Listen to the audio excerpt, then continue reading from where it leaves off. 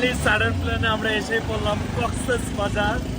তো এটা একদম একটা গুড প্ল্যান ছিল, আমাদের কোনো প্রি প্ল্যান কোনো কিছুই ছিল না। লাইক জাস্ট মানে আমাদের ফ্যামিলি মেম্বাররা যাচ্ছে, আমার ইনলস ফ্যামিলিরা কক্সবাজার আসছে, আমাকে আমার ওয়াইফ বললো আর গুড প্ল্যান এসে বললাম।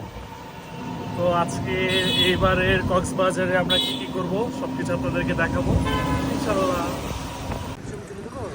তো ফাইনালি আমার বউকে হুট করে নিয়ে আসলাম কক্সেস বাজার। Thank you, Miriam.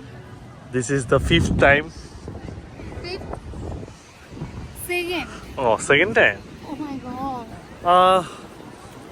তো আমরা কক্সবাজার নেমেই সমুদ্রের তীরে এসে পড়লাম। তো আমাদের এখন মেইন উদ্দেশ্য হচ্ছে আমার ইনলস ফ্যামিলি হানির আব্বু আমাকে সারপ্রাইজ দেওয়া Yes. যে আমরা আসছি। ওনারা জানে না কিন্তু আমরা যে আসছি। তো এটা খুব এক্সাইটেড কাজ করতেছে, ওনারা দেখে রিয়েকশনটা কি হবে।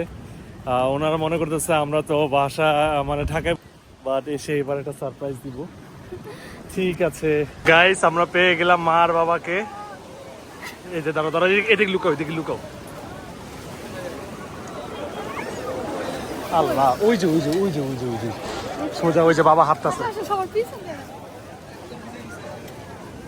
চুপে চুপে যাও যাও যাও যাও যাও, একটু ওয়েট করো, একটু ওয়েট করো, এদিকটা একটু ওয়েট করো। ওই যে মা, ওই যে মার জোড়া ভাইয়া ধরো, এখানে, ভাইয়া এখানে। এই যে মার জোড়া ধরে যাবে, ধরে যাবে। Okay ready? রাখো। হ্যাঁ হ্যাঁ হ্যাঁ, ধরে যাও, ধরে যাও।